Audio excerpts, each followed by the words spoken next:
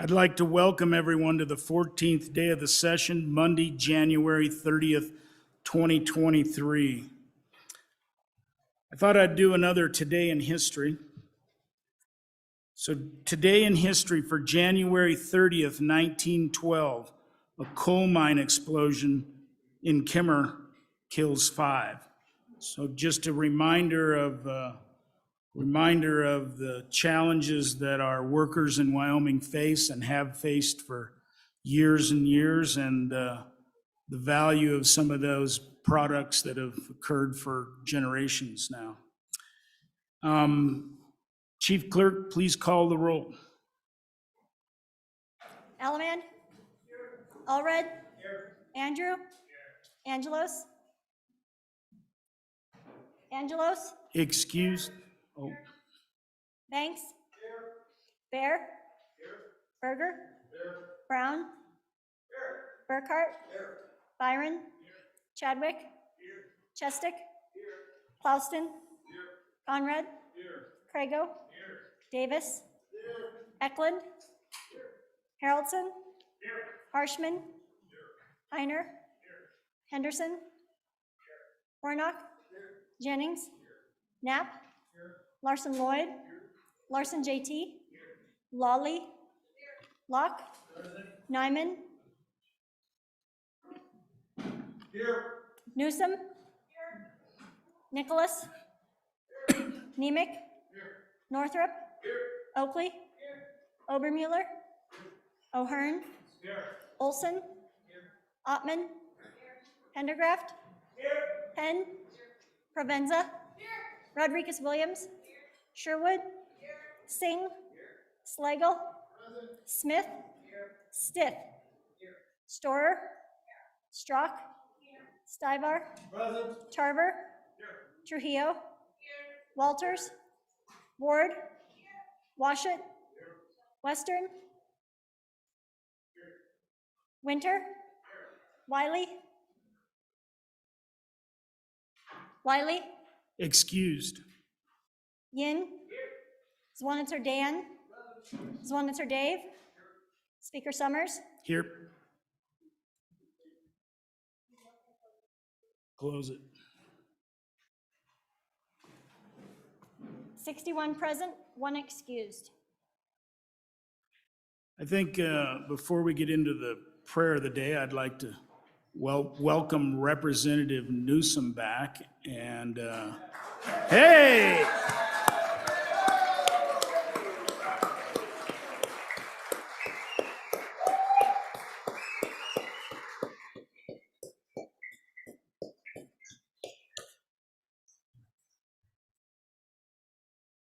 Representative Newsom, I know you've went through a tough time in more ways than one right now. We appreciate you being here, and please allow us to help you anytime you need help. We are more than willing to do that.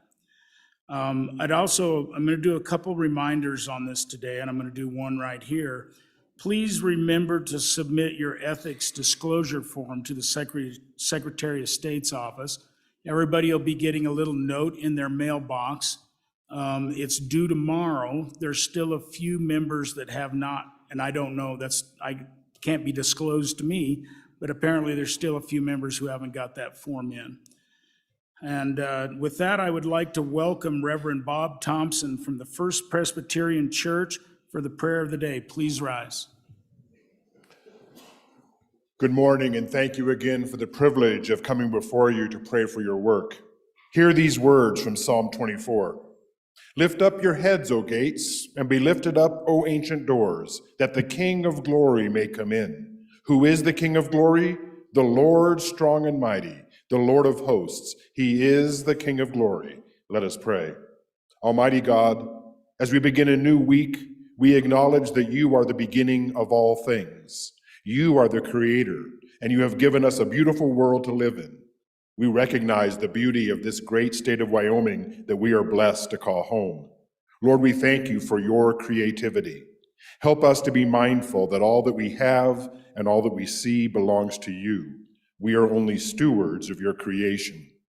God of all seasons, as the temperature outside hangs below freezing, We pray for all people who have to survive and work in this weather.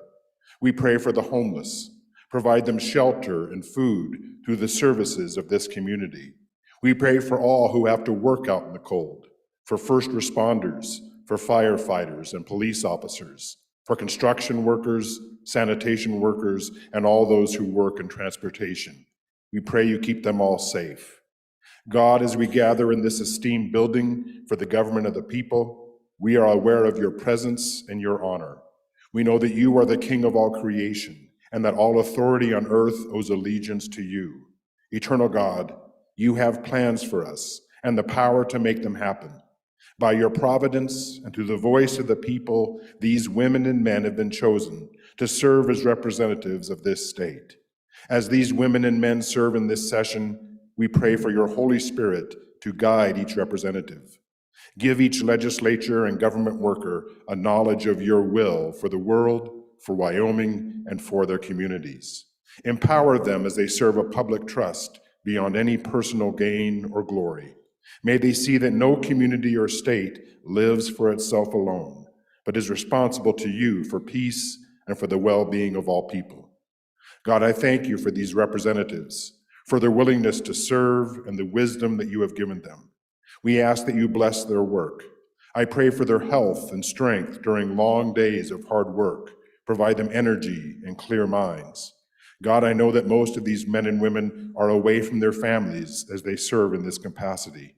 We pray for those relationships, that you strengthen and bless them during this time. And God, I pray for their work that is coming before them in these coming weeks and the work they will see today. As they study and debate, may you guide their decisions by your Holy Spirit. Lead them through the process of discernment, that the work they do may reflect your will and bring you glory. In Christ's name I pray. Amen. Amen. Thank you, Reverend Thompson. Please join me in the Pledge of Allegiance. I pledge Allegiance to the flag of the United States of America and to the republic for which it stands, one nation under God, indivisible, with liberty and justice for all. play ball.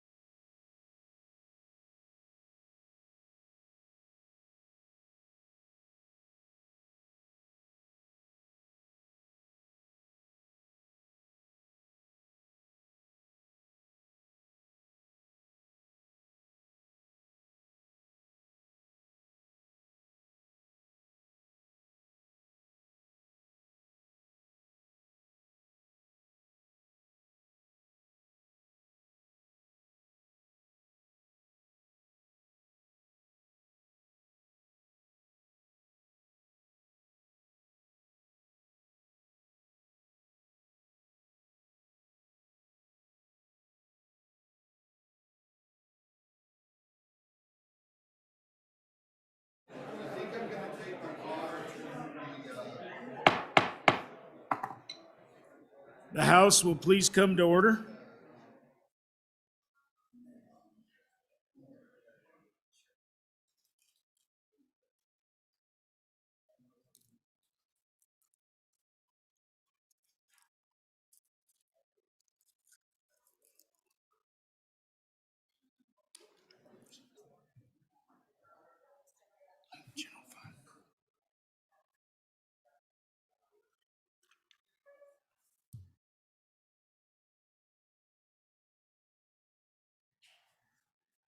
Journal Committee report.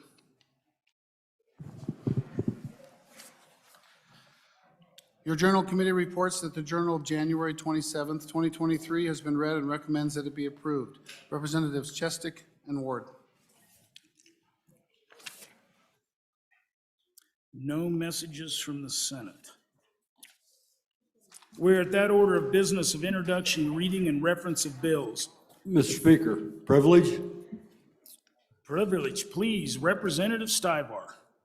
Up in the gallery up here, I've got two of my constituents, Larry Lone and Susan Lone, if they'd stand up. This is Lars Lone, Representative Lone's parents, ex-representative.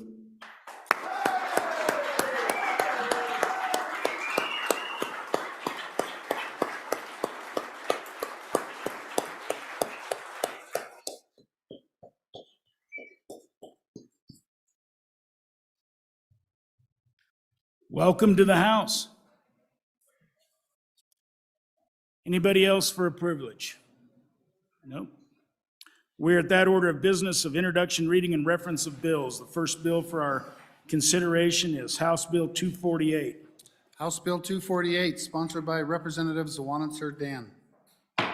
First reading of the bill. Vital Records Amendments.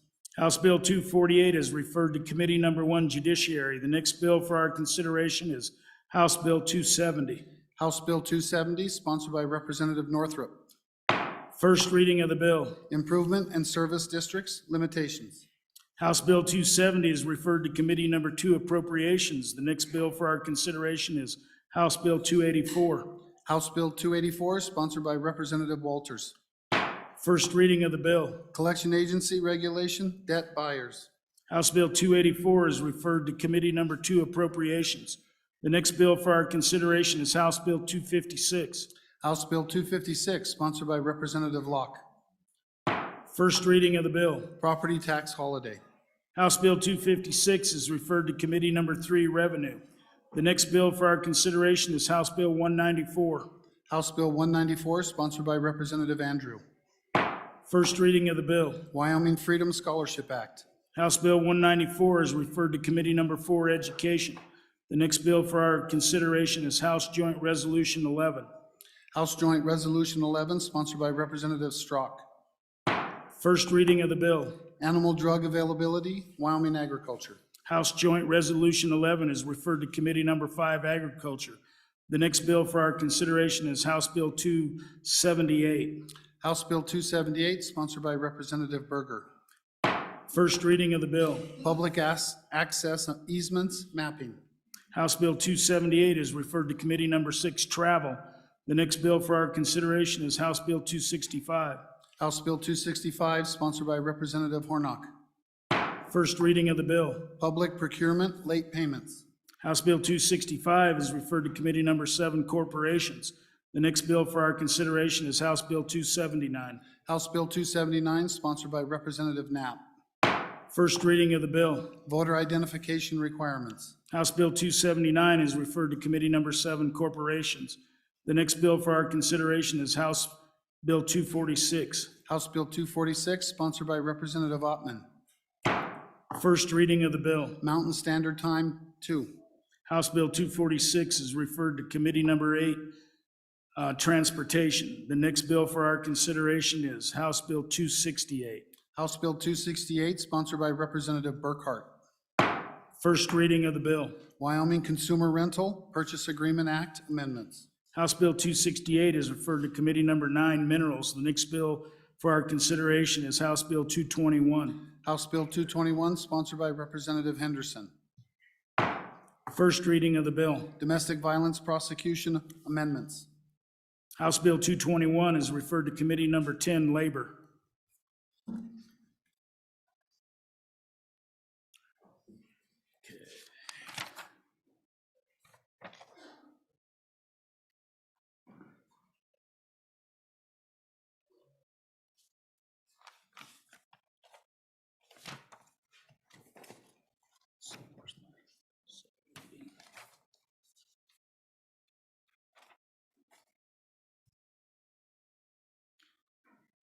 Reports from standing committees. House Bill 135, sponsored by Representative Sherwood. Cities and towns, abandoned and nuisance buildings, an act relating to cities and towns. Mr. Speaker, your committee number 7, Corporations, Elections, and Political Subdivisions, to whom was referred House Bill 135, Cities and Towns, Abandoned and Nuisance Buildings. Respectful report, same back to the House with the recommendation that it do pass with the following amendments. Ayes, Representatives Chadwick, Haroldson, Harshman, Knapp, Olson, Ottman, Wiley, Yin. Excused, Representative Newsom. Representative Olson, Chairman. House Bill 173, sponsored by Representative Provenza. Records available to post. An act relating to the administration of government. Mr. Speaker, your committee number 7, Corporations, Elections, and Political Subdivisions, to whom was referred House Bill 173, records available to post. Respectful report, same back to the House with the recommendation that do pass with the following amendments. Ayes, Representatives Chadwick, Haroldson, Harshman, Knapp, Olson, Ottman, Wiley, Yin. Excused, Representative Newsom. Representative Olson, Chairman. House Bill 176, sponsored by Representative Harshman. K through 12 Education Standards and Assessments, an act relating to education. Mr. Speaker, your committee number 4, Education, to whom is referred House Bill 176, K through 12 Education Standards and Assessments. Respectful report, same back to the House with the recommendation that do pass with the following amendments.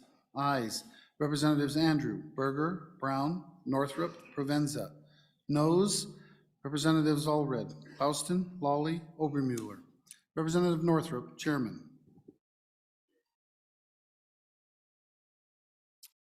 So we had a re-referral on Friday that the good chairman of Ag spoke correctly at the mic, but I didn't get the right bill number when I re-referred it.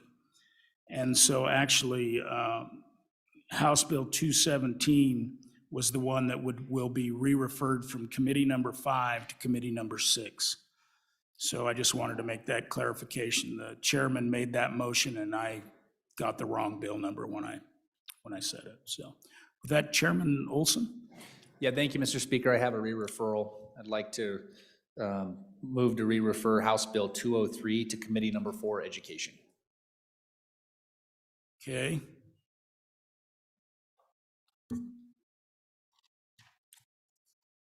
I'm going to look at that bill to see whether I object to that. So first, I want to take a look at what the bill is. Take a look, Mr. I don't know if you want me to speak on the motion, but it's just a matter of not having time to hear the bill. And the sponsor of the bill has spoken with the chairman of education, and the chairman of education has time this week to hear the bill. That's all.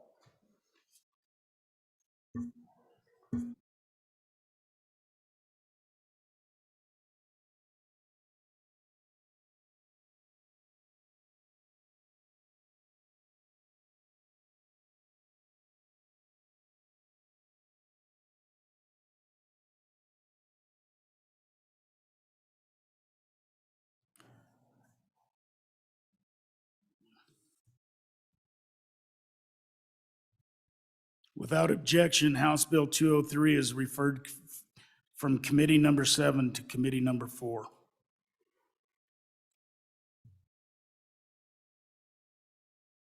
Vice Chair Western. Thank you, Mr. Speaker. I would like to re-refer House Bill 170 from committee number 6, travel, to committee number 3, revenue.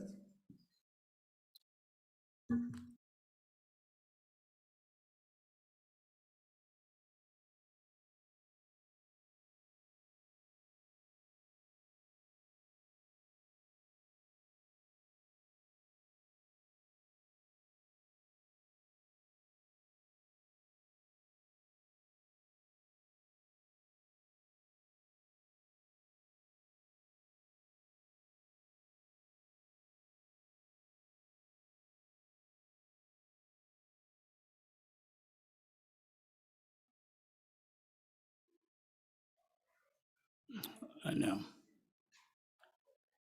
House Bill 170, hearing no objection, House Bill 170 is re-referred from committee number 6 to committee number 3. And I'm just going to say this to all my chairmans or vice chairmans, if we're going to keep going down this road, I need to know this in advance, or I'm going to start objecting and not taking the motions, frankly. Chairman Washit. Thank you, Mr. Speaker. Committee number one moves, we re-refer House Bill 214 to committee number 2. Without objection, I'll re-refer House Bill 214 to committee number 2. From committee number 1 to committee number 2.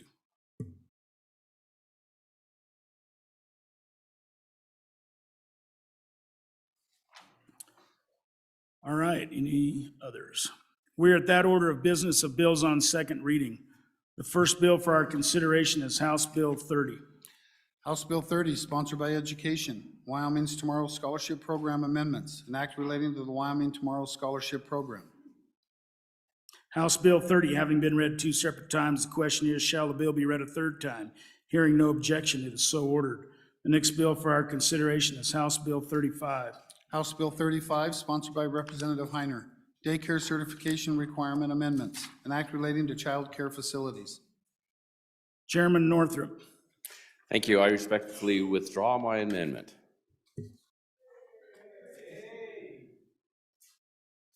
All right. Second reading amendment number 1 to House Bill 35 has been withdrawn. House Bill 35 having been read 2 separate times, the question is, shall the bill be read a third time? Hearing no objection, it is so ordered. Next bill for our consideration is House Bill 57.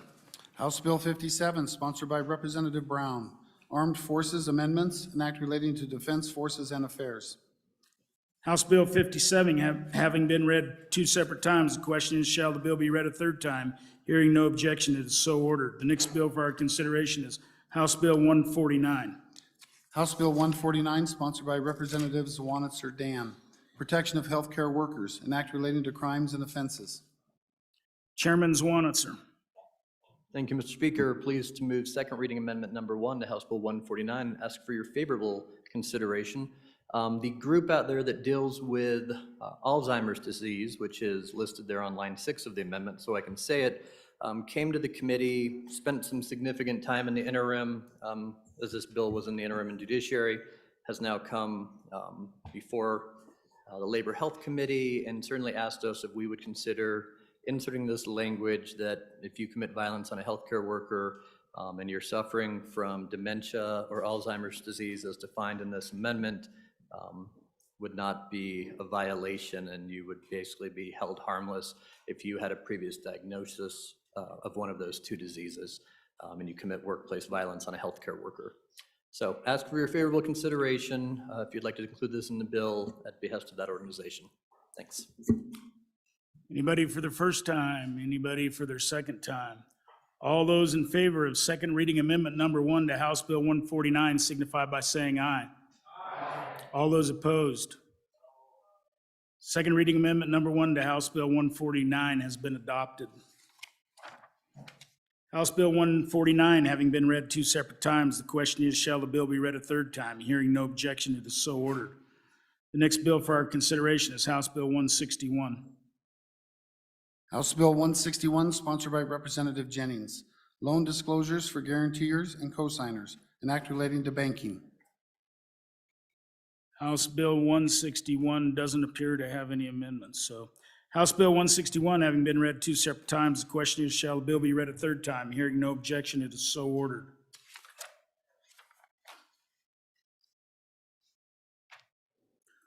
We're at that order of business of bills on third reading and final passage. Mr. Majority Floor Leader. Mr. Speaker, I move the consent list consisting of the following House bills: House Bill 22, House Bill 64, House Bill 83, and House Bill 169. Would anyone like to remove any of those bills off the consent list? Will the reading clerk read the bills on the consent list? House Bill 22, sponsored by Agriculture, State Land Lease Deficiencies Cure Process, an act relating to state lands being enacted by the legislature of the state of Wyoming. House Bill 64, sponsored by Capital Finance, Legislative Stabilization Reserve Account Obligations, an act relating to public funds being enacted by the legislature of the state of Wyoming. House Bill 83, sponsored by Representative Larson Lloyd, Tribal Agreements to Hunt and Fish, an act relating to game and fish being enacted by the legislature of the state of Wyoming. House Bill 169, sponsored by Representative Harshman, K through 12 post-secondary education options, an act relating to education being enacted by the legislature of the state of Wyoming. Having been read 3 separate times, the question is, shall these bills pass the House? The chief clerk will please call the roll. Ellerman? Allred? Andrew? Angelos? Banks? Bear? Berger? Brown? Burkhart? Byron? Chadwick? Chestick? Plouston? Conrad? Crago? Davis? Eklund? Haroldson? Harshman? Heiner? Henderson? Hornock? Jennings? Knapp? Larson Lloyd? Larson JT? Lawley? Locke? Nyman? Newsom? Nicholas? Nemec? Northrup? Oakley? Obermueller? O'Hearn? Olson? Ottman? Pendergraft? Penn? Provenza?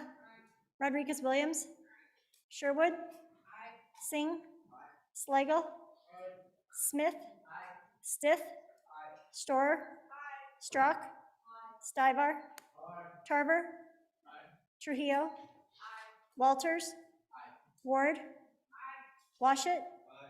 Western? Winter? Wiley? Excused. Yin? Zwanitzer Dan? Zwanitzer Dave? Speaker Summers? On consent list, are there any changes? Closing vote. Vote closed. 61 aye, 1 excused.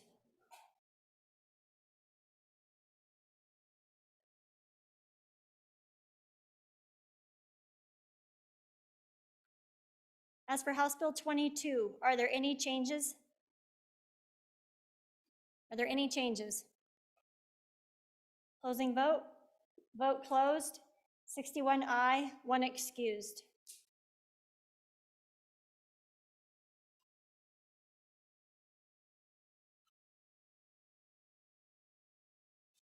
As for House Bill 64, are there any changes?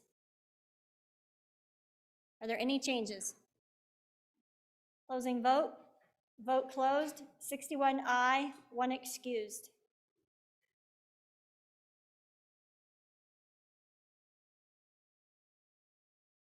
As for House Bill 83, are there any changes?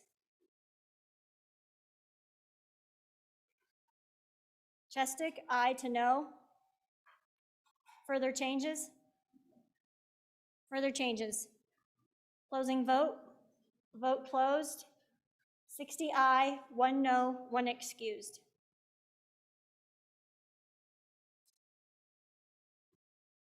As for House Bill 169, are there any changes? Brown, aye to no. Further changes? Further changes? Closing vote. Vote closed. 60 aye, 1 no, 1 excused. Having received the affirmative vote of the majority of the members elected to the House, House Bills 22, 64, 83, and 169 have passed the House.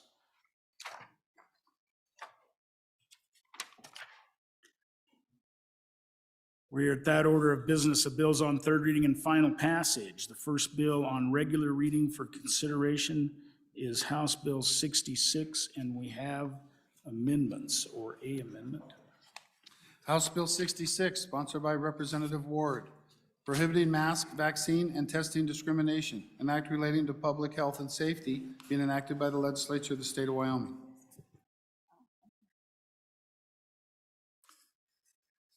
Representative Crago. Thank you, Mr. Speaker. I move third reading amendment number 1 to House Bill 66. and ask for the body's favorable consideration. Essentially, what this bill is doing is, this amendment is doing is creating a contingent appropriation. And I say contingent because it may end up being zero. It may be the total amount that I've listed on the amendment, but it's an up to that amount. And I'll explain it in a second. But the amount, just so everybody knows where the $847 million figure came from and some change, if you open up your cheat sheet that was provided to us with the budget, summary sheet, page 9 of that. And if you look on, it's under federal funds towards the top. And that's where that number comes from. It's second line down under healthcare financing. And that's all of the funding that comes into the state reimbursement-wise for Medicaid, Medicare. And those are the funds that we heard about last week as we were discussing this bill that may be at risk if we pass the bill.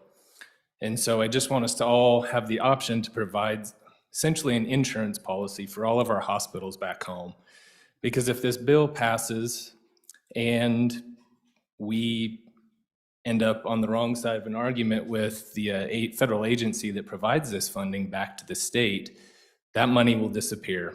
And the hospitals back home will be struggling isn't the right word. Dying is the word I would have to use to describe how it'll affect our hospitals back home, in every single one of our communities that has a healthcare facility. And it's not just hospitals, it's other places too, nursing homes, etc. And so it's sort of it's a wide range of services that are provided to all of our constituents. Now that being said, and I think there were some great arguments put forth that this may not happen. There are other states in litigation regarding this on whether or not it will actually result in a loss of those funds. We don't know. And so that's why I drafted the amendment as contingent. In other words, if we don't need it, we don't spend the money. But if we do, it's available. We've created that particular language so that we can use it if necessary. And I'd stand for any questions. Thank you, Mr. Speaker. Representative Jennings for your first time. Thank you, Mr. Speaker. I would like to ask the good bringer, can you point to specific cases where this may have occurred in the past where we've passed some law and the federal government has come in and taken all of our funding for something? Representative Brown for your first time. Thank you, Mr. Speaker. Just out of curiosity, this amendment makes it a kind of an interesting dynamic because if we don't take the federal funds, that puts the control of the funding within our purview at the state level. But then I wonder about licensure from the federal government and whether or not licensure would ultimately be still governed by the organization that provides these funds.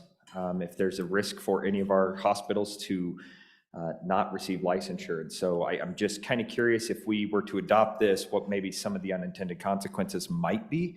But if we don't have that, this is a fantastic amendment because it just puts it all underneath the control of the state of Wyoming. Vice Chair Larson for your first. Thank you, Mr. Chairman.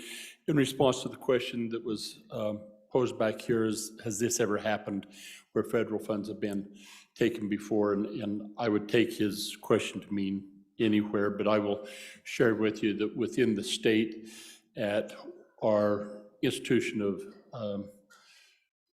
our ICF facility, where you are required to meet conditions of participation in order to get federal reimbursement on Medicaid funds, there have been 2 instances I know in the last few years where there's been a violation of participation and got to the point that they had notified that the funds were going to be taken.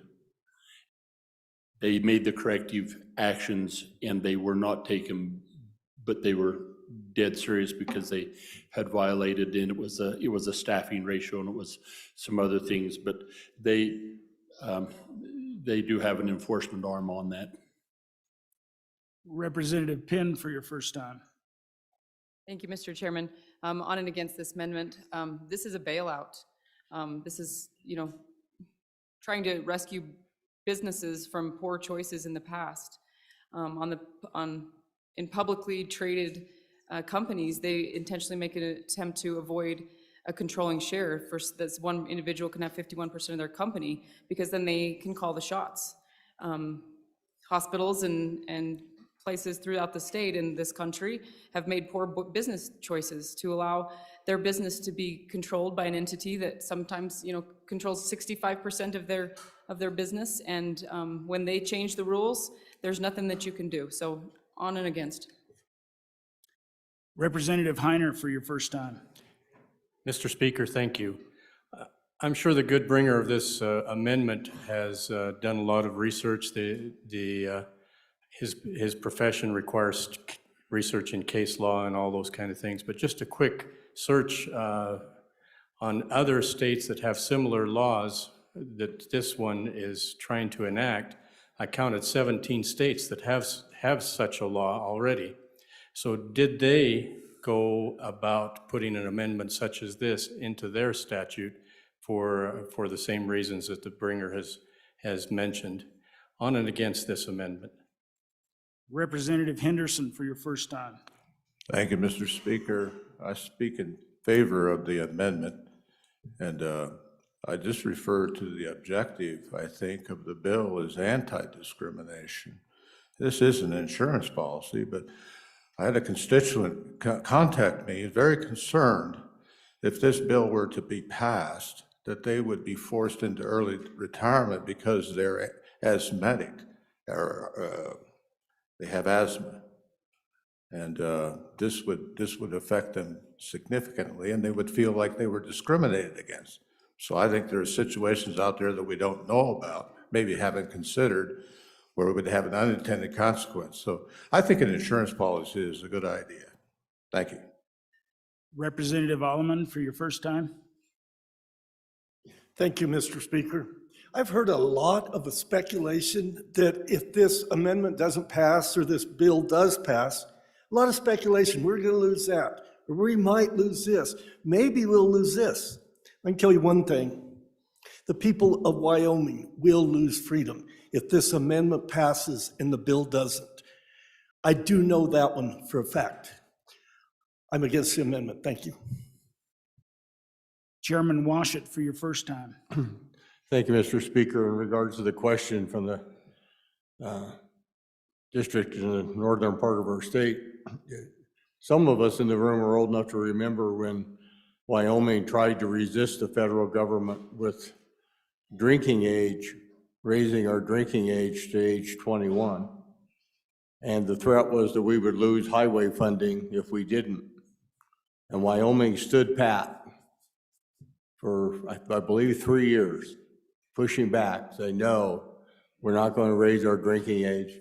And finally, when the threat was very real that we were going to lose our highway funding, the legislature relented and raised our drinking age to age 21. So it is a real threat, a real possibility that states can lose federal funding when they, stand in opposition to a federal policy. I think we really do put people at risk, and we're gambling with other people's money. And I fully sympathize with the concerns of individuals who are being compelled to wear masks or get vaccinated.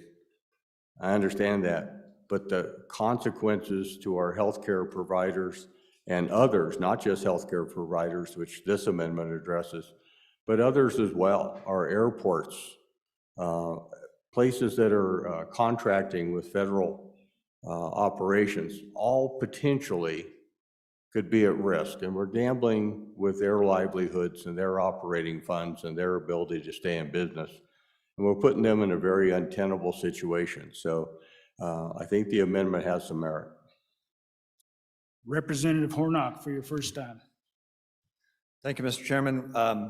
We're making a lot of assumptions with this amendment. The first assumption that I find rather comical is that we're assuming the wheels of government turn very quickly. And so by enacting this backstop, enacting this insurance policy, it's going to kick in immediately. The federal government's going to do their thing immediately, and there's going to be no litigation. There's not going to be a long trial process here. It's not going to move up through the court systems. We're just assuming a lot to throw this amendment in. I think if it comes to this, we will have time to figure this one out. I'm on and against the amendment. Thank you. Representative Northrup for your first time. Thank you, Mr. Speaker. I'd just like to ask the question, does this amendment cover the people who are under Medicare? And also, what about the people who are on the American Care Exchange? All those people have those insurance policies. Are they basically covered under this amendment? Will it make sure that they still have dollars to be reimbursed? I know senior citizens, for example, pretty much rely on Medicare. Thank you. Representative Clouston, I think we'll go with. Clouston, for your first time. Thank you, Mr. Chair. I sit on the committee that heard 4 hours of testimony on this, so I thought I'd share all 4 hours with you, so sit back. There was some things in testimony concerning this that haven't been brought up yet. We heard from the Banking Association that this could put their ability to function as banks, if the whole bill goes through, in jeopardy in Wyoming. Same thing from the airports. They said they couldn't function effectively or Representative correctly. Clouston, you got to be on the amendment. The amendment is about money for CMS. So getting to that, so my part of the amendment or question on the amendment was this covers CMS, but it's not covering all the other industries that we heard from. So I don't think the money there is enough. We also have to consider the money from the institutions and the businesses that operate under the ADA and OSHA.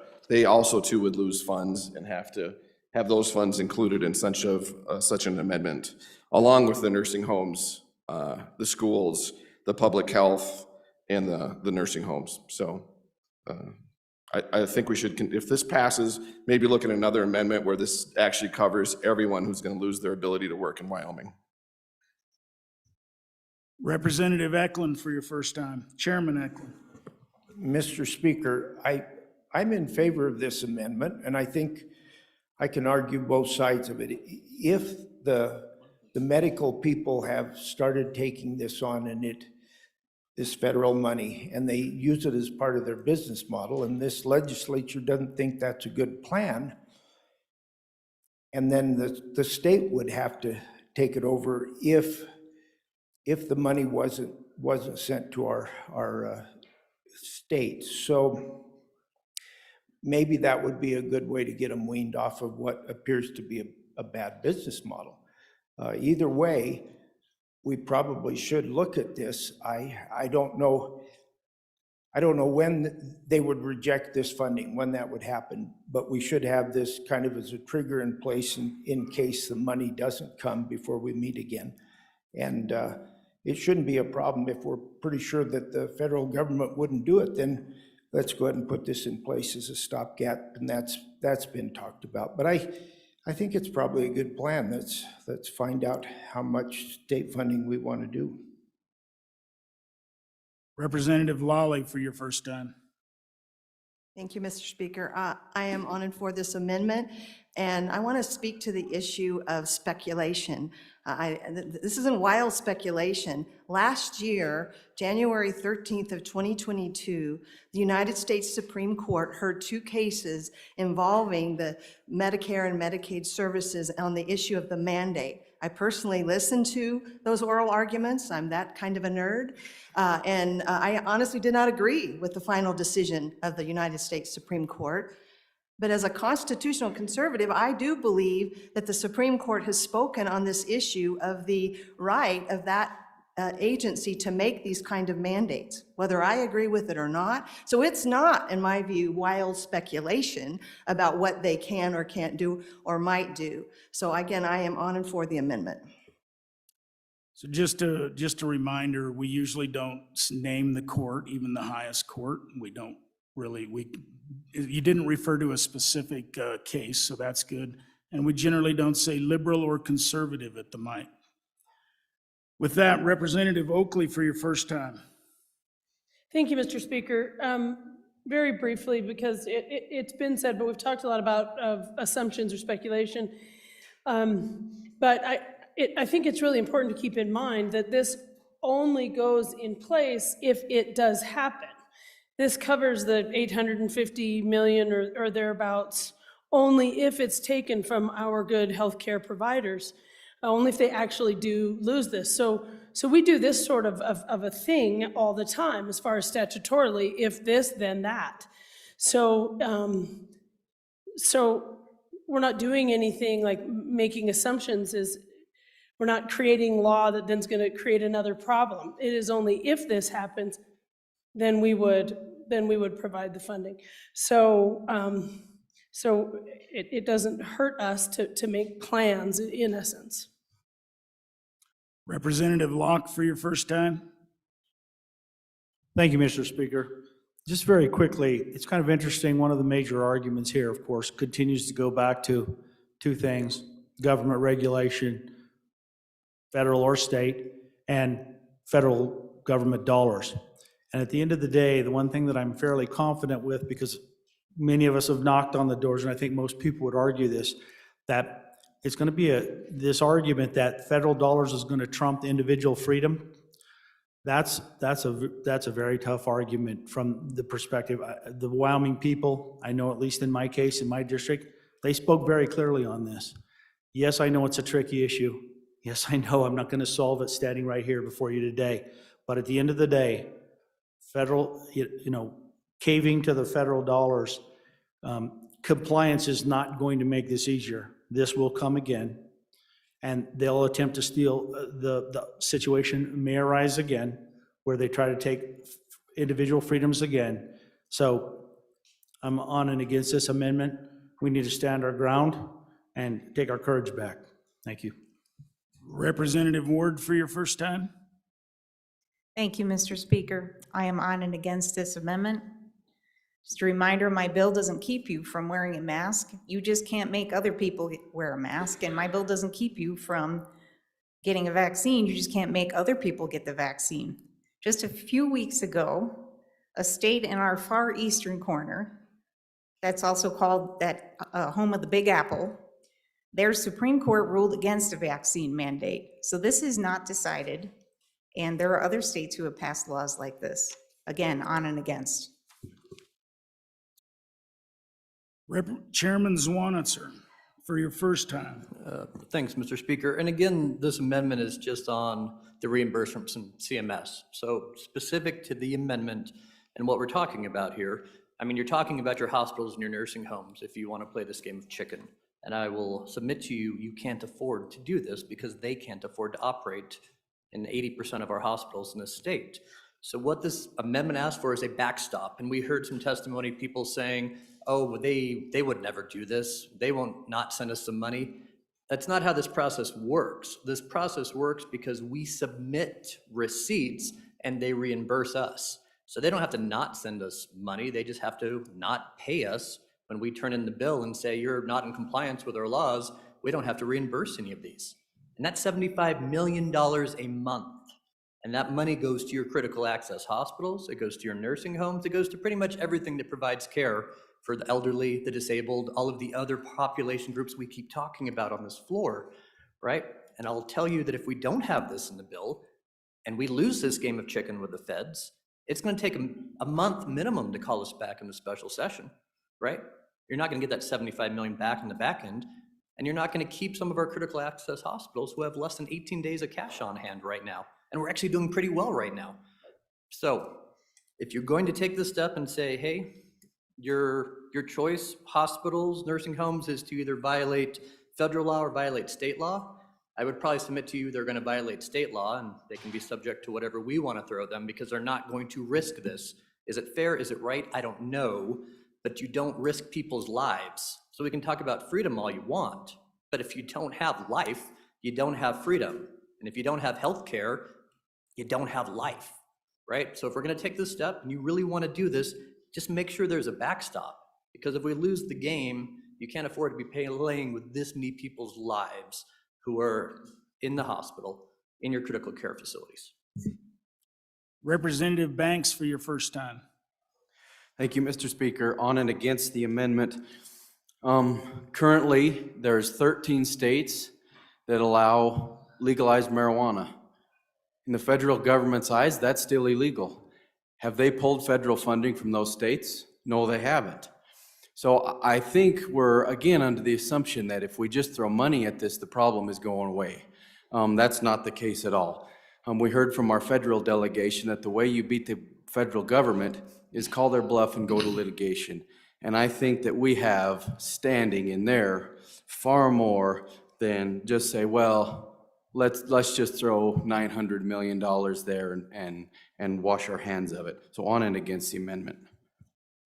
Representative Slagle for your first time. Thank you, Mr. Chair. I just wanted to, I'm on and against this amendment.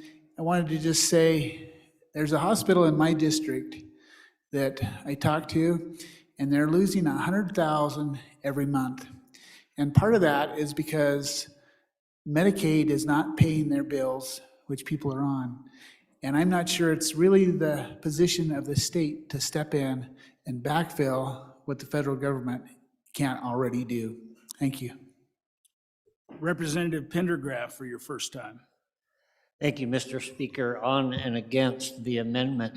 Over the last several years, we have seen federal intrusion into our private lives, overstepping their constitutional bounds and using money as a club. And every time we refuse to stand up to them and say enough is enough, the next time it's more difficult. The next time it's harder and harder and harder to stand up. I'm standing up right now. I don't care if they do pull the money, we'll figure it out. But at some point, we have to say individual liberty is more important than federal money. Thank you. Representative Bear for your first time. Thank you, Mr. Speaker. First for a second on the amendment. Anybody else for their first time? Mr. Majority Floor Leader. First for a second. Representative Chairman Olson. Thank you, Mr. Speaker. On and for the amendment. I think what's fascinating is as I listen to folks who speak against this amendment, what they're saying is that everything they're saying is that they actually support the idea of this amendment. When we say we'll figure it out if they pull the money. If they pull the money, then we'll have time to come back and look at it. If they pull the money, we'll come up with a plan. Well, that's exactly what this amendment does. This amendment only appropriates the money from the legislative reserve account if there is a need for it. So this is the plan. I don't know, I guess it takes some time to get used to this, but we're only in legislative session, folks, for 40 days, and then we leave. If we cause an action to occur, we have to have a backup plan in place. Otherwise, what? When we're $800 million short, are you going to show up for a special session to try to fix that? Because we're talking about our critical access hospitals. Standing up against the federal government is one thing, but burning taxpayers' dollars and throwing away $800 million and then saying, we'll come back for a special session, I guess, when we have to fix this. Otherwise, we'll just leave it up to the governor to try to figure it out. Maybe he can find $840 million somewhere in a B11 or, that's fantasy. This amendment is reality. This amendment is responsible. So I'm on and for this amendment. Thank you, Mr. Speaker. Anybody else for their first time? Representative O'Hearn for your first time. Thank you, Mr. Speaker. Yeah, this is putting skin in the game. This is the backstop that Wyoming is saying, we've got the money to cover it, so we're backing it up. This is exactly what the previous speaker was talking about. On and for. Representative Knapp for your first time. First for a second. Anybody else for their first time? Representative Strzok. Thank you, Mr. Speaker. So on and against. So my one point here is we keep thinking the federal government has the money. I don't know if anyone else heard the talk that we had here. There is no money in the federal government either. So I'm not sure where we're getting that money. Representative Tarver for your first time. Mr. Chairman, this is a great idea, this amendment. I'm gonna have to say I'm on and against the amendment, though. I'm afraid what it will do is encourage the federal government to steamroll us, and that's the main reason I would be against it. Thank you. Anybody else for their first time? Representative Angelos, I believe I see you coming. Please. Thank you, Mr. Speaker. So we heard from a representative a couple times ago about a state Supreme Court ruling on that we cannot mandate healthcare workers to have the COVID-19 vaccine. This is working its way down the courts right now. Wyoming can be on the head of that. If that state Supreme Court isn't concerned about the federal government pulling money from one of the largest states in the country, why are we concerned here? Here's two more. December of 2022, an appeals court said the US cannot mandate federal contractors to have a COVID vaccine. On December 15th of 2022, the Senate, one of the branches at the national level reversed the department that deals with our military's vaccine mandate. They're not concerned about the federal dollars being pulled. Wyoming shouldn't be either. This is the very reason why a majority in this body were elected, specifically the freshman class coming in. I will stand up for my constituents and say, absolutely not. On and against. Anybody else for their first time? Anybody for their second time before the bringer? Chairman Zwanitzer. Hey, for thanks, your Mr. second Speaker. time. I just maybe need everybody to clarify, are we afraid of the federal government, or are we not afraid of the federal government? Because I keep hearing these mixed messages against the amendment on whether or not we are, if they'll really do this. Just some clarifying. The federal government's budget is 6.27 trillion. So yeah, we're 32 billion, and we can throw around numbers, but if you want to talk about GDP and economics, the federal government has money, and certainly Wyoming won't be the state that breaks it. But what I did want to re-emphasize is, again, this isn't one big pot of 800 million. This is a reimbursement schedule, and they just won't pay the bills. And maybe they'll do it for a week just to see, maybe Wyoming, hey, here's what it feels like. If you wanna do this, you wanna take it all the way, just one day, right? You can't afford, $9 million a day if they don't pay 1 day of reimbursements? That shuts down. There's 4 hospitals in this state that are on the verge any given week of being in the complete red. If you're going to do this, this is a good plan. Have a backstop, and maybe they will, call our bluff and make us pay for it, and that would better elucidate not only this body, but the populace at large. We're dependent on federal government dollars. I think the second most of any state in the country, last I looked. It's just a reality, and you don't have to like it, but you have to kind of accept when you realize how our budget works, and we'll talk about that this afternoon.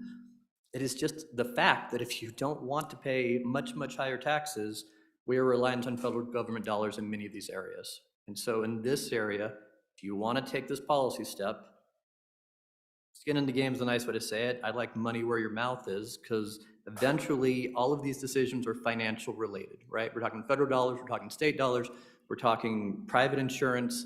A lot comes into play here. And so having a simple backstop that hopefully we don't need to use is a really good idea, just to have a policy.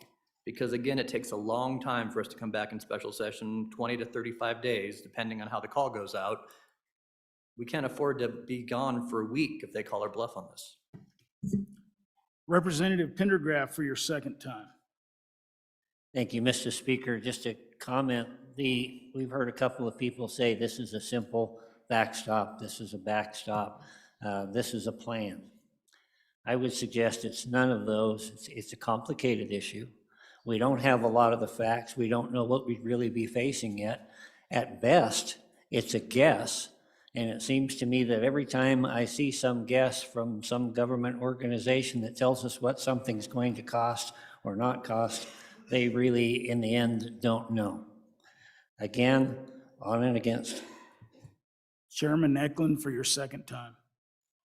Mr. Speaker, So I don't know what this has to do with liberty, because this vaccine and mask mandate, nobody wins on it. I mean, somebody, if you have to wear a mask, it violates somebody's liberty. If you don't wear a mask, you violate somebody's liberty. It's just a no-win situation. But this part here, when we're talking about what we're going to do with our medical dollars if this passes and the federal government quits funding us, we better talk about it now, because we've got extra money. If we go into the budget session and put $400 million into the Permanent Mineral Trust Fund, we can't touch that again. So we probably need to, at this point in time, appropriate some money towards this if this bill passes. This doesn't really change the bill significantly. It doesn't bother me. I would rather, but I would rather we didn't, when we backfill our LSRA, which gets depleted about every other year, it seems like. If we backfill it, I don't want to use that money to fund the hospitals if we did lose that money. But I can't see that. I think everybody's forfeiting a little bit of liberty, but I can't see that this changes our liberty position at all. Representative Jennings for your second time. Thank you, Mr. Speaker. So I would like to touch a little bit more on the contingency side of this. There is a contingency. We actually have money in an LSRA. We actually have a department that actually looks out for the legal interest for the state. So there are two already. And where are we going to go? It's funny that we would put money aside for this potential federal response. I would ask the good bringer, shall we go ahead and start doing that for education, federal dollars? Shall we set aside all the money that they might pay us? Shall we do the same thing for transportation? Why only health? Why only this particular bill? It seems very peculiar to me that we would pick this particular one. Maybe we should start thinking about future amendments and protect ourselves against all these things that the feds might do to us. It's a way of I think, making us bill perhaps a little more unpalatable. If we go down this road, where is it going to stop? We're going to continue doing this very thing over and over and over again. I would ask you to defeat this amendment and support the bill. Representative Hornock for your second time. Thank you, Mr. Speaker. I call for a roll call vote on this. Thank you.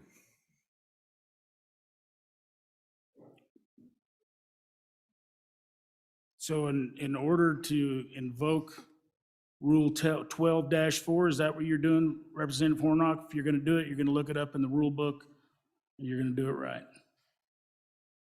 Give him a rule book, Chief.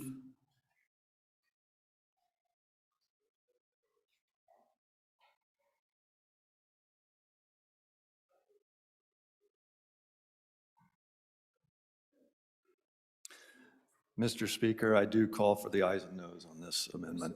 Pursuant to Rule 12-4. Thank you. That requires 2 seconds. 2 seconds have been affirmed. Okay, now back on the discussion on the bill. Representative Lawley for your second time. Thank you, Mr. Speaker. I want to again clarify why the Center for Medicare and Medicaid Services, CMS, stands in a particularly unique position in this issue. And I think it matters, and we're trying to confuse it with other mandate issues as it relates to other agencies. And so when I referred earlier to the highest court in the land and the decisions that they made, they actually talked about another agency, and they heard another case very similar related to OSHA, for example.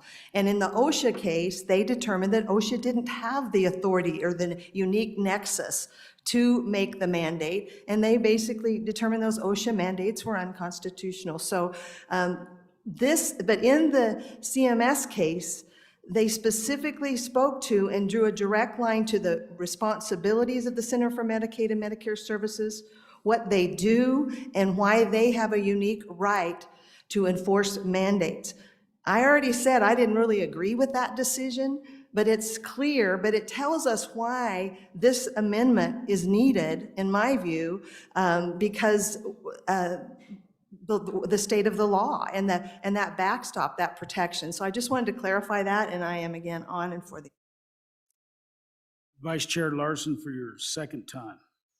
Thank you, Mr. Chairman. There's a couple of points that I think that I would suggest might be of importance, and one was a point made where it says, this is a guess, we just need to wait and kind of see what happens.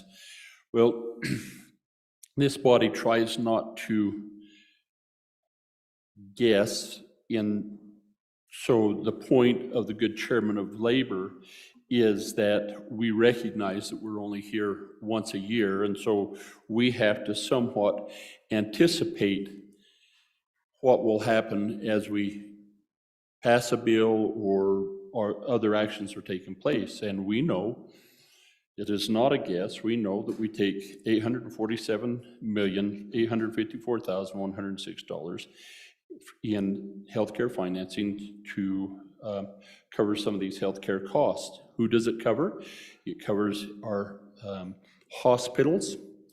And there was a point made that this is a bailout because these facilities are just making poor business decisions, basing their model on a population that depends on this type of reimbursement. Okay, fair enough. And so then what we're saying to the hospitals, because right now they take the people who can't afford, they don't have insurance, and they can't afford health care. So to make that correction in that business decision, they would say, sorry, you can't come here. We're not going to provide help. And there's nothing that requires us to, because we no longer take federal funds. So then where do those people go if the hospital has changed their business model and won't allow them to get it? Now, there was a point made that some hospitals are saying we're losing money because Medicaid doesn't pay us enough. That's because, you'll recall a long oration that I went through on another bill, is that we don't fund our end of Medicaid to the maximum amount that the feds do, and therefore we had that bill. And so they really struggle with Medicaid. But if we change the model and they don't have to do it, they don't, that kind of goes away anymore, because they wouldn't have to take those. We heard this morning on a different topic in committee number 2 that 65 to 70% of all bed days in our long-term care nursing homes are paid for by Medicaid. Okay, change the business model, dumb business model, change it, boom, where do those people go? Now, we have in our state probably 2,500 people that receive services on a waiver that allows them, who have an acquired brain injury, intellectual disabilities, developmental disabilities, to live outside an institution in the community, and we call this a comprehensive waiver. Okay, those people that provide those services to this portion of our population, get rid of that business model. Where do these people go? So what this amendment says is, if they're not going to be able to fit in our existing structure, where are these people going to go? And this amendment says we have to respond as a state then. And so we've got this money that normally goes there, and we're saying we'll have to bear that burden ourselves. And we indeed are washing our hands, I think the term was used, we'll wash our hands of these federal funds, and we'll just move on and completely fund this as a state. How long could we do that?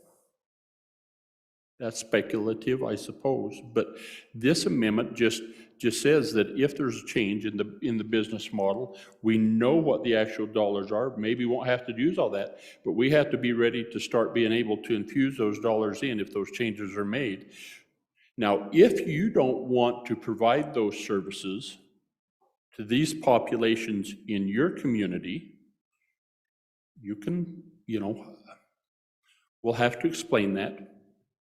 And that's what we'd have to do if we kill this amendment. This amendment is really to put into place how we take care of these folks if the federal dollars don't exist. And if there are no federal dollars, if the bank's broke, if it doesn't exist, we should probably be doing this anyway, right? On the support of the amendment. Representative Alleman for your second time, sorry. Thank you, Mr. Speaker. Good members, representatives of the 67th, this is a hill to die on. The federal government is going to come after us next with what? We give them all of our guns or they take our funds? Or is it we have to be implanted with a chip so they know where we're at and what we're doing? This is the hill to die on, folks. Because something is coming. If you don't think it's this, it's the next one or the next one. I'm against the amendment. Thank you. Representative Bear for your second time. Thank you, Mr. Speaker. This amendment reminds me of an abused spouse. An abused spouse that says, before I can get away from this abuse, I have to have another spouse lined up. I think all of us realize that that's not a good plan. At some point, we have to have courage and do the right thing. It's the right thing to stand up to the federal government in this issue. Most of your constituents agree with that statement. I think you'll find if you ask them. Benjamin Franklin said, anyone who's willing to give up safety or liberty for safety deserves neither. That's what we're talking about here. With this amendment specifically, we are talking about that. So let's have some courage on and against the amendment for the bill. Anybody else for their second time before the bringer? Representative Craigo for your second time. Thank you, Mr. Speaker. So based on a lot of the comments we've heard over the however long we've been debating this, I think there's a real misunderstanding about what this amendment allows us to do. We talk about we want to fight the federal government. Well, that's what this amendment allows us to do without putting our hospitals at home in jeopardy. That's exactly the point of the amendment. If we're going to go forward with this legislation, let's have some protection. That's why I called it an insurance policy for all of our hospitals back home. That's what it's meant to do. If this legislation passes, they don't have to worry about going out of business. We can fight the federal government. Let's do it if that's what we decide to do as a body. But let's not make all of our healthcare providers back home worry about that. Couple points. It's a one-year appropriation. If by next year it hasn't been spent, it reverts back. And we can have this discussion again if this bill passes. And we can worry about it in the appropriation process at that point. But in between now and then, we have that protection. The other thing, and I think the good representative from House District 32 brought up, well, is this enough money? The answer is probably not. It's not going to cover other businesses, but it will protect our medical practitioners in the state, hospitals, nursing homes, etc. The other thing that I did not include on this particular amendment, because there's no way to put an exact dollar figure on that, is Medicare. The state's portion of Medicare, there's a little bit within this number, is included in the 847 million. But the rest of your hospitals back home that get direct payments on Medicare are at risk as well through this bill. Now, maybe if we end up in a lawsuit, it won't matter. But the answer is this probably isn't enough, but it's a good start and it'll at least protect a lot of those entities that receive Medicaid reimbursement and a small portion of Medicare back through the state. There was a question about, well, what are the other states doing on this? And what did they pass legislation like this? I have no idea whether they passed amendments just like this. But most of those states are in ongoing litigation regarding whether or not they can do this or not. All I'm asking us to do with this amendment is provide insurance. If we're gonna go fight the federal government, then let's make sure the people back home aren't worried. And with that, Mr. Speaker, I'd ask for your aye vote on this amendment. Thank you. The motion is to adopt third reading amendment number 1 to House Bill 66. Chief Clerk, please call the roll. Allemand? Allred? Andrew? Angelos? Banks? Bear? Berger? Brown? Burkhart? Byron? Chadwick? Chestick? Klauston? Conrad? Crago? Davis? Eklund? Haroldson? Harshman? Heiner? Henderson? Hornock? Jennings? Knapp? Larson Lloyd? Larson JT? Lawley? Locke? Nyman? Newsom? Nicholas? Nemec? Northrup? Oakley? Obermuller? O'Hearn? Olson? Ottman? Pendergraft? Penn? Provenza? Rodriguez Williams? Sherwood? Singh? Slagle? Smith? Stith? Storer? Strock? Stivar? Tarver? Trujillo? Walters? Ward? Washut? Western? Winter? Wiley excused. Yin? Zwanitzer Dan? Zwanitzer Dave? Speaker Summers? Are there any changes? Closing vote. Vote closed. 36 aye, 25 no, 1 excused. Third reading amendment number 1 to House Bill 66 has been adopted. Representative Ward. Thank you, Mr. Speaker. I respectfully withdraw my amendment. Third reading amendment number 2 to House Bill 66 has been withdrawn.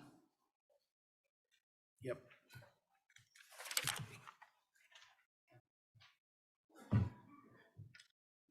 We're now on third reading amendment number 3.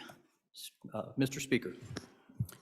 Mr. Chairman, I would respectfully withdraw third reading amendment number 3 to House Bill 66. Without objection, that amendment's withdrawn.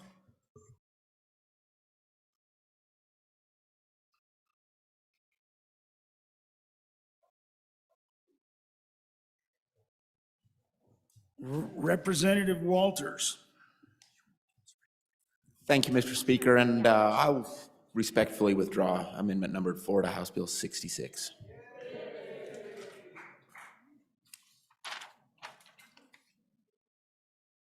House Bill 66, having been read 3 separate times, the question is, shall the bill pass? Chief Clerk, please call the roll.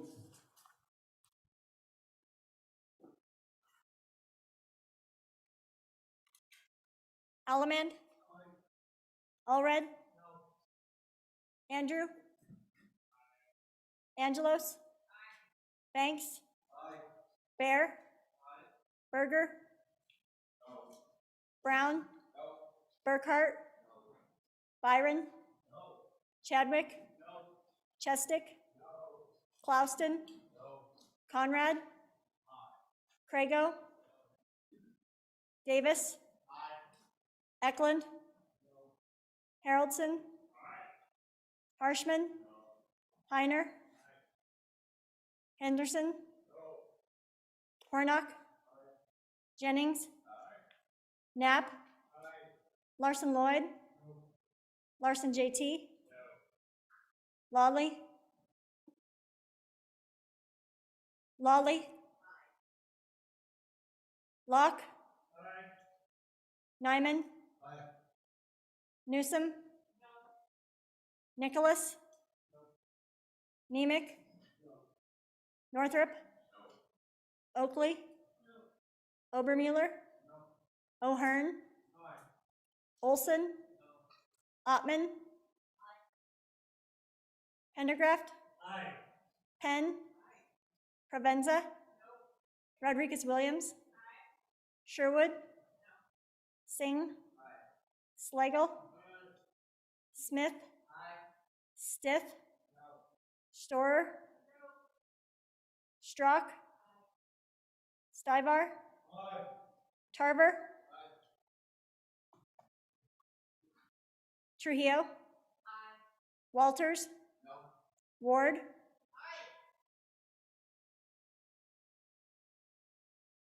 I'm sorry, Ward, repeat. Aye. Washit? Western? Winter? Wiley excused. Yin? Zwanitzer Dan? Zwanitzer Dave? Speaker Summers? Walters, could you please repeat? Are there any changes? Are there any changes? Closing vote. Vote closed. 29 aye, 32 no, 1 excused. House Bill 66, having failed to receive the affirmative vote of the majority of the members elected to the House, House Bill 66 has failed to pass the House. The next bill for our consideration is House Bill 144. House Bill 144, sponsored by Representative Strzok. Senior Citizen District Programs and Services, an act relating to senior citizen service districts being enacted by the legislature of the state of Wyoming. Mr. Majority Floor Leader. Yes, please. Thank you, Mr. Chairman. I would move House, let me see, this would be amendment number 1 to third reading, House Bill number 144, and ask for your favorable consideration. Members, if you'll look, we talked about this the other day. I've refined it, got with the attorneys, found out and kind of cleaned up some of the problems in it. What this boils down to is, and the attorneys graciously kind of explained it from my position and the position of my constituents, they want any kind of changes that are going to be made to anything where the money's being appropriated through a mill to go through a vote. And so the folks would not have a midstream change when they did not anticipate nor expect to have those dollars expended in that fashion. And so this simply allows for that change to be made at the next opportunity when that mill is voted on, that they can amend how that mill is actually expended. And then the folks have a chance to opine and vote a yes or no on it at that time and not before that. Stand for any questions. Representative Stiff for your first time. Mr. Speaker, on and in support of this third reading amendment to House Bill 144, this furthers the principle of democracy that you should know what you're voting for when you're setting up one of these districts. And it's a good amendment. Please vote aye. Representative Henderson for your first time. Thank you, Mr. Speaker. Speak on and for the amendment. One of the things that we talk a lot about, I think this amendment puts into action and reinforces, and that's local control, and I'm full support of that. Thank you. Chairman Zwanitzer for your first time. Thanks, Mr. Speaker. I certainly appreciate the intent of the amendment. My major concern would be if this is a precedent-setting move with almost just 680 some special districts in the state. If we allow senior service districts to start doing this, are we just going to see a snowball effect and every other special district is going to say this is a new way we do it, and all of a sudden our ballots become 4 times larger than they are? And maybe that's a good thing. I just worry this is a precedent-setting move this body is about to make, and I just would like you to consider that, that other special districts will probably follow suit. And maybe that's good. It's just a massive change in how we've done special district law in Wyoming. Representative Western for your first time. Thank you, Mr. Speaker. On and for, and I certainly appreciate the comments from the good chairman from the capital city, and that makes sense, but at the same time, I mean, this is taxation, this is serious stuff. We're using our taxpayer dollars to fund these projects. And us being here is predicated on consent of the governed, and I think this is a great way to include them in that concept. The folks who want the special district, who want that additional mill levy, need to make that case to the voters, to their neighbors, and to their friends. And so I think this is an inclusive way to ensure that that process remains in effect. So on and for. Thank you. Representative Craigo for your first time. Thank you, Mr. Speaker. And just to respond to the comments from the good chairman from here in the capital city, a lot of the other districts in their enabling acts don't have that limiting language like the senior citizen service districts do. And I think this is a really good way to get around that until the next election cycle. And so I'd urge an aye vote on this amendment. Thank you. Representative Strzok, maybe, maybe not, maybe? Representative Strzok. So thank you, Mr. Speaker. So on this amendment, I am not on this amendment. It will open up for, in 2 years, but what it does for us is we still can't be able to do anything with this money for 2 years. So I'm not for the amendment. Representative O'Hearn for your first time. Thank you, Mr. Speaker. On and for the amendment, it creates more transparency. And since we're using tax dollars, you know exactly what your money is going for. So if it creates a bigger ballot, you know exactly what you're voting for. On and for. Anybody else for their first time? Anybody for their second time before the sponsor? Majority Floor Leader Nyman. Question having been called, all those in favor of third reading amendment number 1 to House Bill 144 signify by saying aye. Aye. All those opposed? No. Third reading amendment number 1 to House Bill 144 has failed. Division having been called, all those in favor of third reading amendment number 1 to House Bill 144, please stand.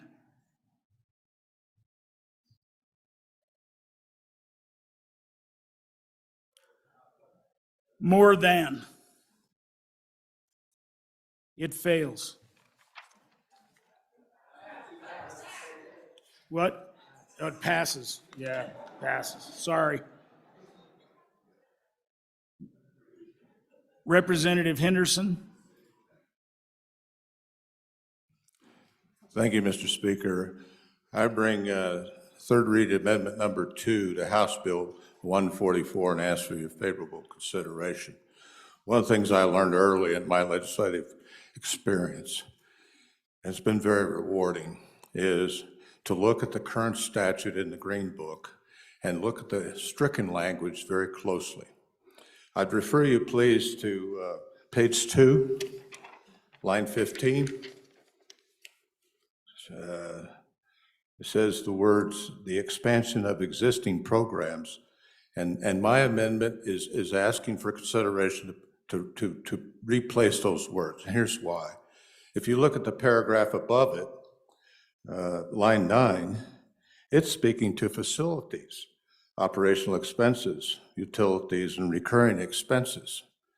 And this amendment in this paragraph is enabling the people in these districts in the local level to make sure that those programs related to, for example, health, in-home services, socialization, and so forth, there may be others that the local level identifies that they want to consider.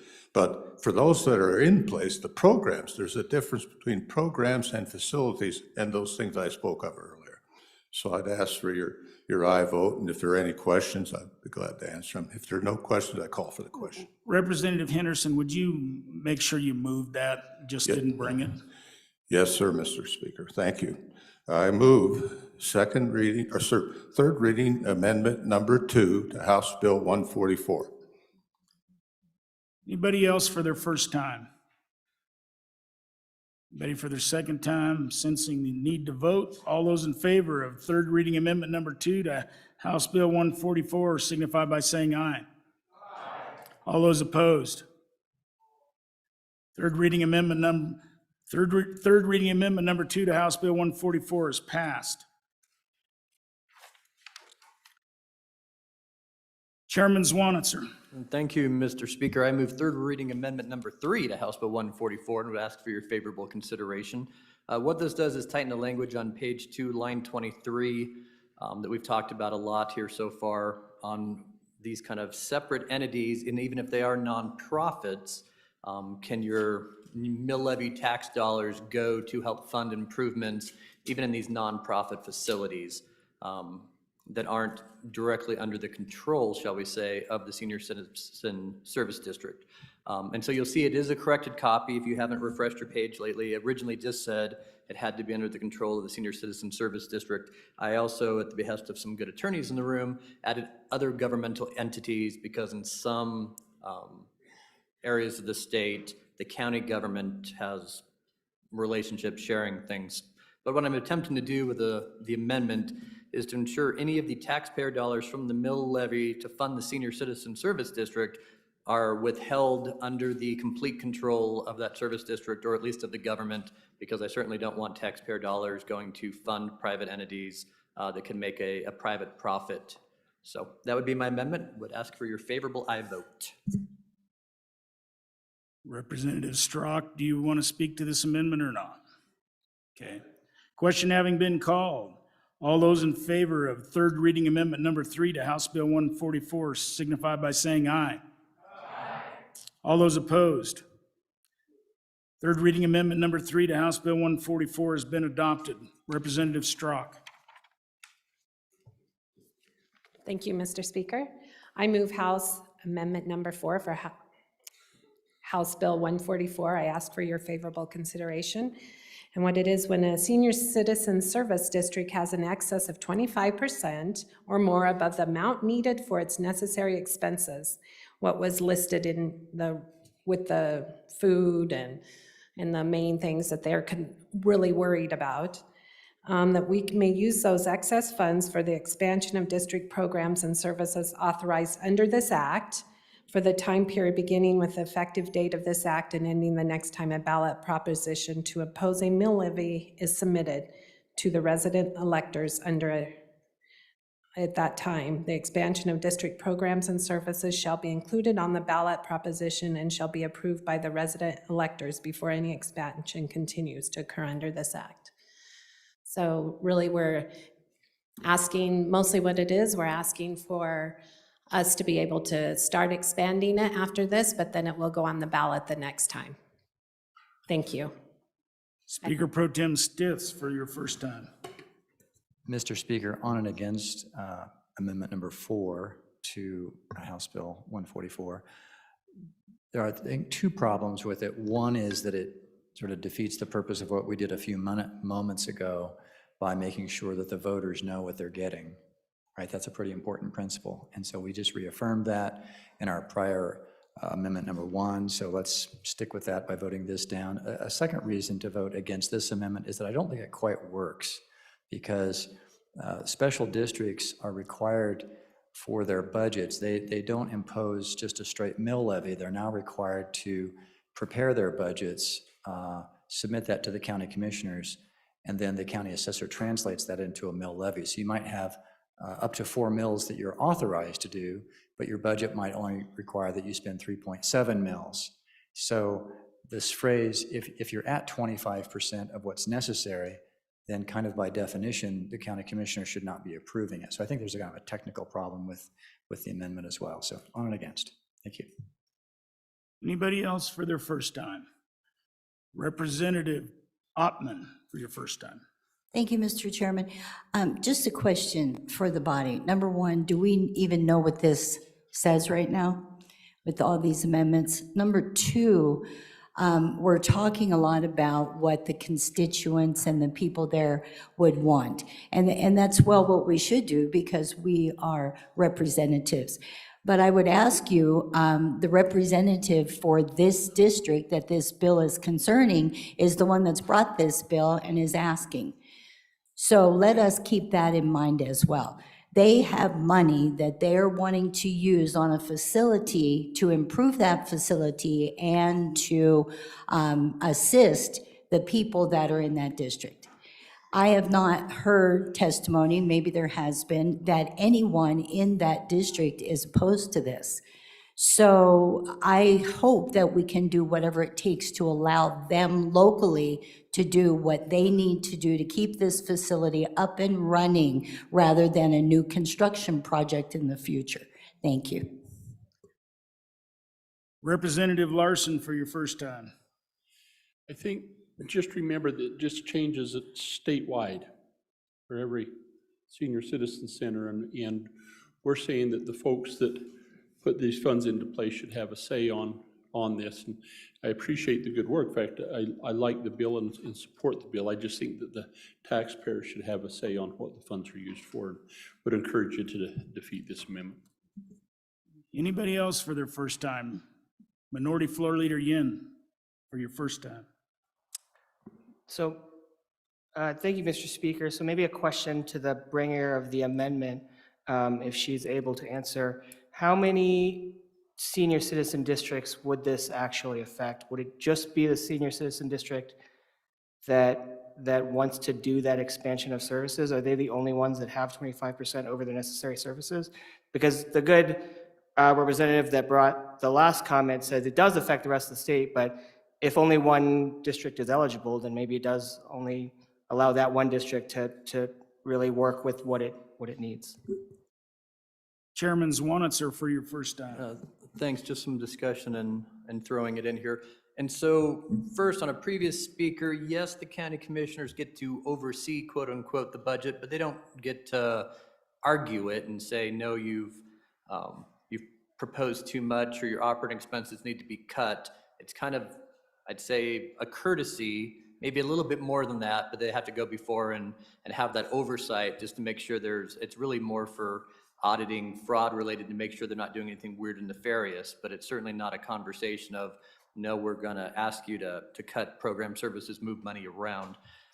I didn't really like the First Amendment, and so this one deletes that, and I do appreciate this a little bit more for those senior service. You look at all the population numbers in Wyoming, we literally, it says we're gonna gain 40,000 people in the next 15 years, and they're all over the age of 64. Every other demographic stays the same. And I think everybody knows this huge wave is coming. We're going to probably need more senior service centers, more programs, more activities. People are living longer. And so to be able to encourage those that have an excess, to be able to expand programs and quality of life for our seniors, I think this gets it at that better. And while it affects the whole state, I think to answer the former speaker's question, there's only 3 or 4 that are probably above the 25%. And I think the testimony on the district in question that's being brought from this amendment sponsor is probably, if not the wealthiest district. They have a heck of a lot of money sitting around that they could really use to benefit their constituents. And so I think it's good for that district. I don't think it hurts other districts at this time. Anybody else for their first time? Anybody for their second time? Representative Stiff for your second time. Mr. Speaker, just on this technical point, it's Wyoming Statute 16-12-405, which applies to how special district finances work, and it states that the amount of estimated revenue from property tax required by the budget shall constitute the basis for determination of the property tax to be levied. So the amendment seems to say that you're going to have these mill levies and then have excess money left over. But by definition, that's not how the mill levies get set anymore. So I just think it's a technical problem with the amendment. So on and against the amendment. Thank you. Anybody else for their second time?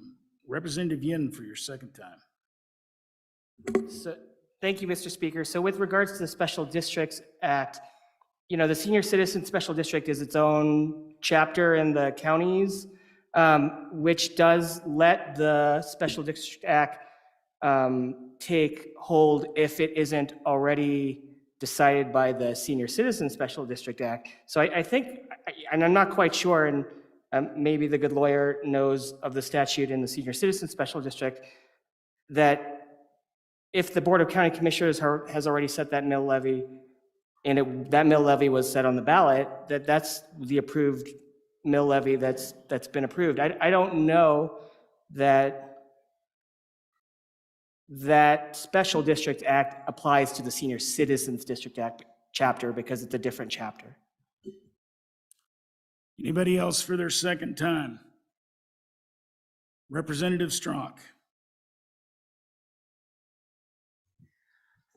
Really what we're just asking, we have money for our senior citizens, and we can't use it for we can use it for their food, but that's about it. We do have needs in the homes and the buildings, and really all we're asking is to be able to take care of the whole person. And this is why we're bringing it up, but we're also leaving it up to every district, every community, that they can make that choice when it comes up, and putting a little protection in there so that the boards can't spend on maintenance first. Take care of the first need, which would be your food, and then if there's money left over, you take care of the next needs. So I would ask for a yes on this amendment. Thank you. All those in favor of third reading amendment number 4 to House Bill 144 signify by saying aye. Aye. All those opposed?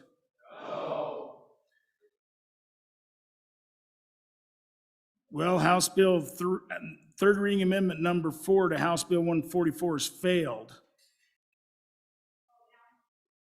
Division having been called. All those in favor, please rise.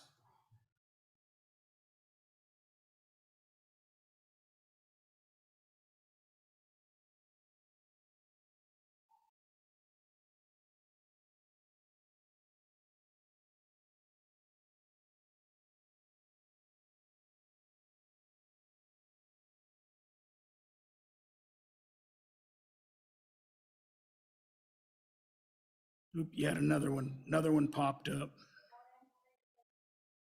Alamand, are you standing? Let's count again.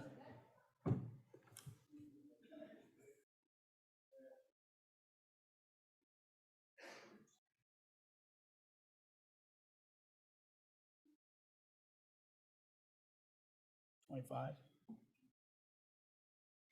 If you guys both get to no. 7, okay. Okay, now all those opposed, please stand.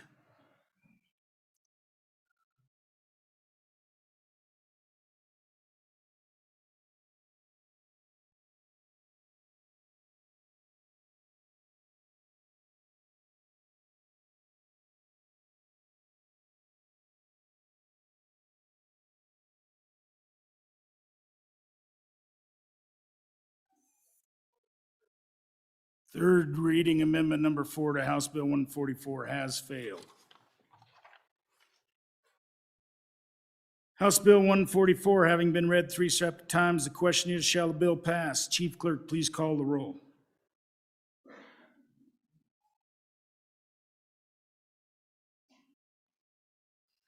Alamand? Allred? Andrew? Angelos? Banks? Bear? Berger? Brown? Burkhart? Byron? Chadwick? Chestick? Klauston? Conrad? Excused. Crago? Davis? Eklund? Haroldson? Harshman? Heiner? Henderson? Hornock? Jennings? Knapp? Larson Lloyd? Larson JT? Lawley? Locke? Nyman? Newsom? Nicholas? Nemec? Northrup? Oakley? Obermuller? O'Hearn? Olson? Ottman? Pendergraft? Penn? Provenza? Rodriguez Williams? Rodriguez Williams. Sherwood. Singh. Slagle. Smith. Stith. Storer. Strock. Stivar. Tarver. Trujillo. Walters. Ward. Washit. Western. Winter. Wiley excused. Yin. Zwanitzer, excuse me. Zwanitzer Dan. Zwanitzer Dave. Speaker Summers. Are there any changes? Ward? Any changes? Closing vote. Vote closed. 56 aye, 3 no, 3 excused.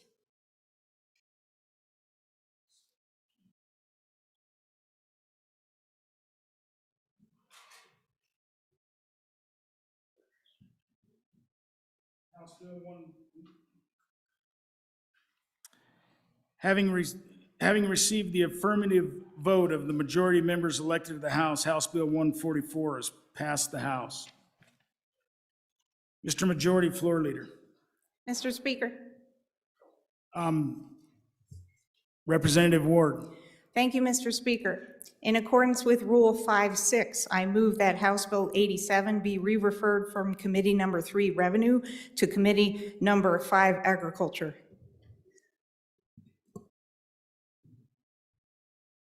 So that motion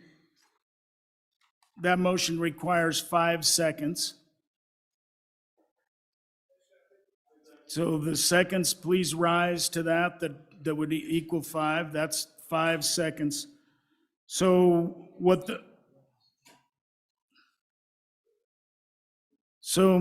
Representative Ward, remind me from 3 to where? From Committee 3 Revenue to Committee 5 Agriculture. There was, I believe, Representative Angelos, were you a second on that as well? Did you stand? I believe I saw that. I think we now have our 5 seconds. So I have to figure out, let's see, motion for this limited debate. Okay, so we have, we can debate this. And so Representative Ward will go on, second, third reading debate rules. So Representative Ward. House Bill 87 removes the exemption for educators from the obscenity statute. Takes away the exemption for educators, librarians, very simply. The debate is on whether to move it from what committee to what committee. So the debate needs to stay to the motion, which is the motion is to move it from revenue to ag. Thank you, Mr. Speaker. I think it more appropriately resides in agriculture, and revenue has not scheduled to hear it yet. Chairman Harshman. Thank you, Mr. Speaker. Just a note for all the new folks here. So we're in our last week and I got just like committee number 3, you got another bill today. So you're trying to balance all this, and you committee chairman know it. So I've got all these scheduled through thing, and I actually have this bill scheduled for the first bill up on Thursday. So that's it, but whatever, if you want to move it to ag, hey, I'll hear some other bills, but yeah, so that's it. And I've told the sponsor that I was going to hear the bill. I'm not going to try to kill that bill. I think the bill can get heard, and so that's the plan. Thank you, Mr. Speaker. Chairman Eklund, for your first time. Thank you, Mr. Speaker. So while we're on this subject, I just peddled a couple of bills to some other committees because we absolutely don't have the time. I can say with an almost certainty that with what we really need to get through right now, we probably wouldn't have time for the bill. And if the sponsor wants it heard, they'd have a better chance leaving it where it is.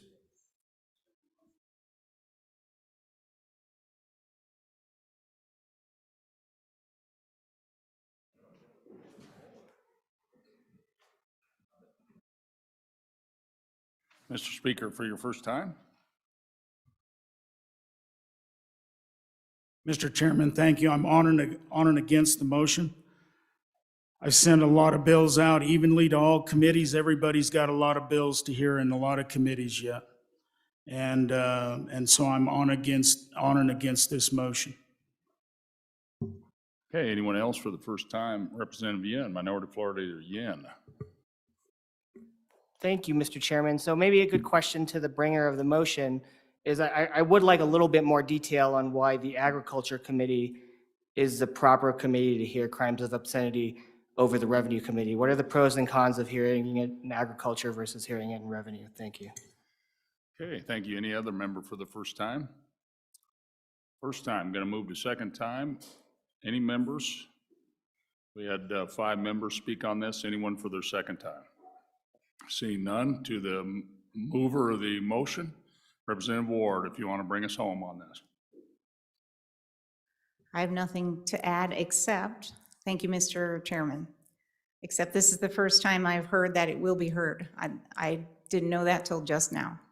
So, but since I have 5 seconds, I think we should proceed with a vote.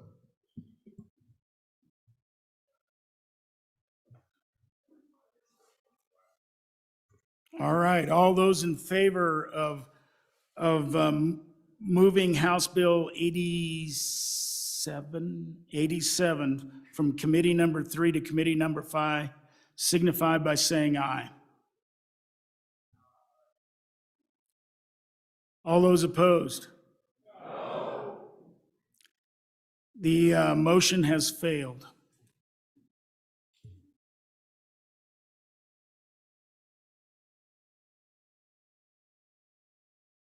Okay, now Mr. Majority Floor Leader.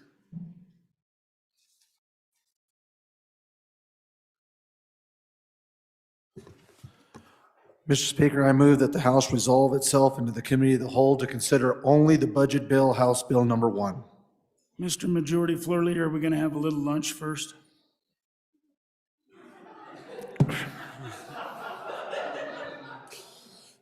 Isn't that what you wanted? No, anyway. Mr. Speaker, I move that we stand in recess until 2 p.m. Committee announcements?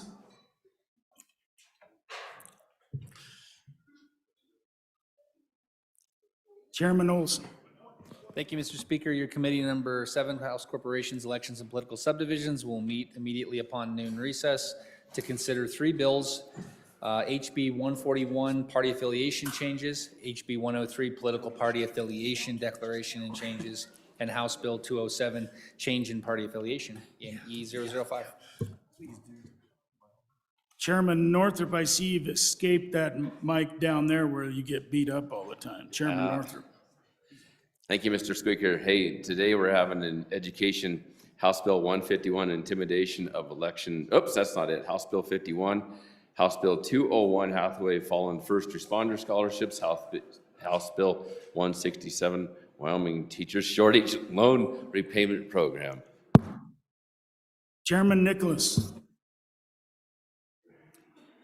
Thank you, Mr. Speaker. Your House Appropriations meet on adjournment tomorrow. We will continue our discussions on House Joint Resolution 6, House Joint Resolution 7, then also move to House Bill 88, House Bill 116, and House Bill 176. And 196. And 196.